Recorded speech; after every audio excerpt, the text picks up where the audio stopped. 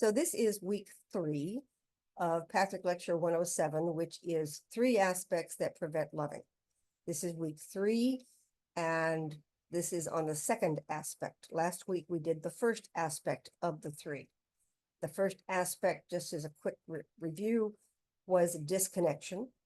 And I suggested that this is more will type than the other 3 personality types described in Patrick Lecture 43. Why? Because disconnection takes a certain amount of aggression.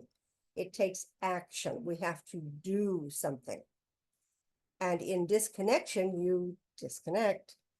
It's not the emotion type that wants to disconnect. And the action of going out and deciding to do something and doing it is not the favorite defense of the reason type. So disconnection being more towards the will, self-will end of the triangle of personality types. This week it is over-reliance on outer authority. And I'm suggesting that that aligns more with the reason type defenses and personality preferences. Why? First thing I noticed when I looked at the phrase that the guide uses is I pay very careful attention to words. Patrick Lecture 233, Power of the Word, taught me to respect the word, that it may not even be the right word. I'm talking about human beings.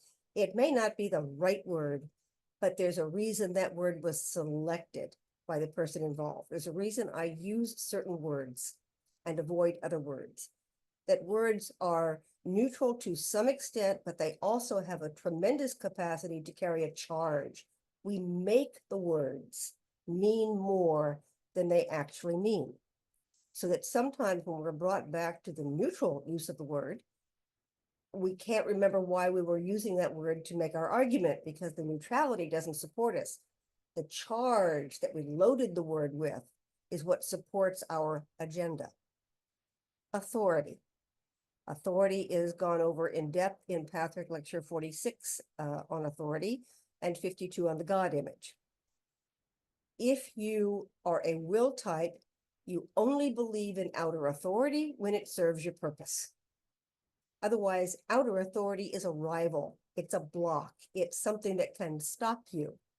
So will types are keen on authority of any kind when they have it or when they can control it.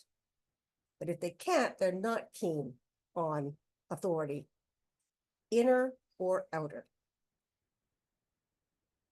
The reason personality appreciates order. They appreciate structure. They appreciate rules and regulations. Now we're moving into the distortion, the how-to. But by the time you need structure and order, you're a candidate for absorbing and honoring rules. And so the reason type appreciates authority, it clarifies. We know who's talking and what authority they have. We can define all this stuff. So the authority is most amenable, authority figures, authority in general, is most amenable to the reason type. The title of this section is Over-Reliance on Outer Authority. And this is where the distortions creep in. So that the reason personality may appreciate authority, but by relying on outer authority, they skip the job of developing inner authority.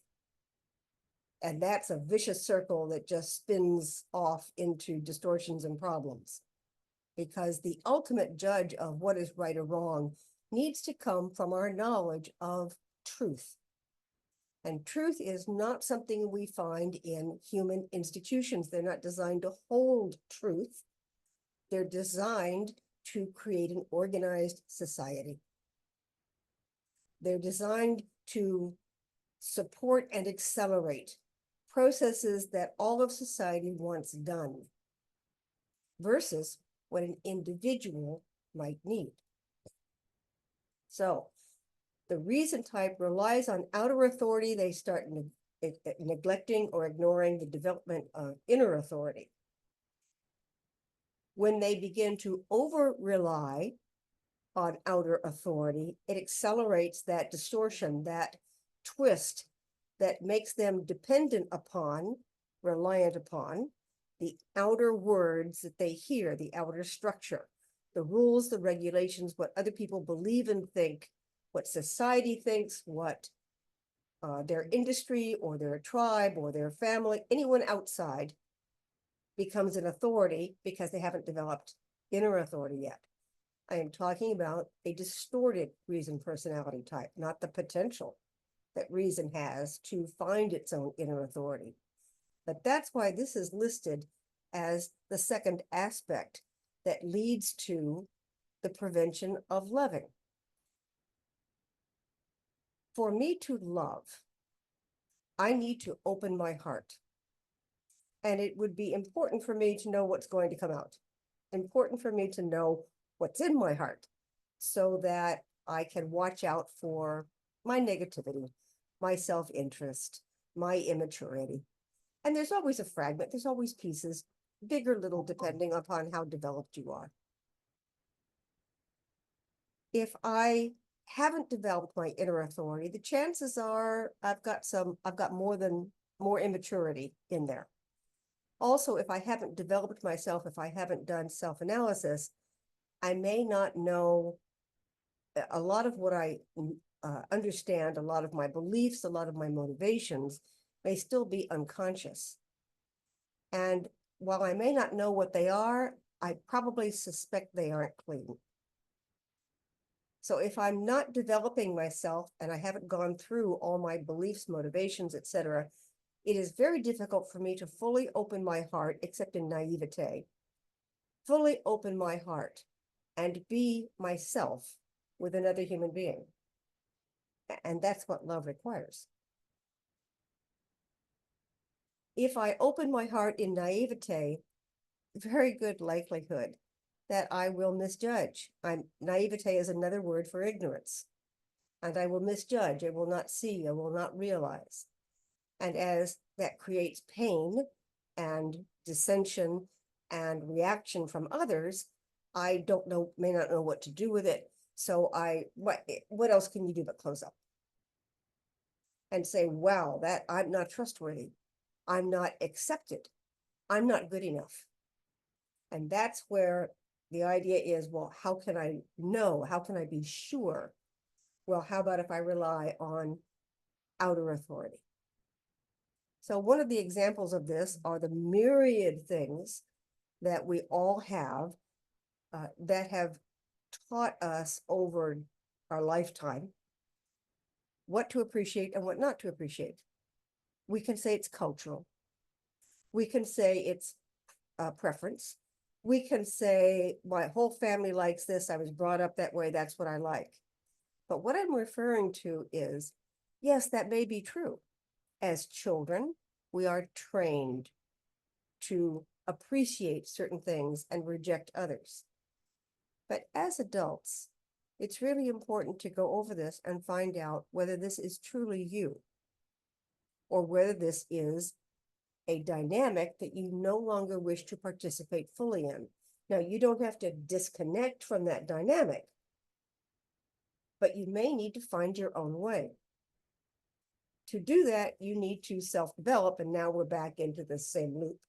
You need to develop your own insights, your own understanding, your own inner authority in order for you to determine what you actually want out of life versus what you've been taught, what you've been spoon-fed.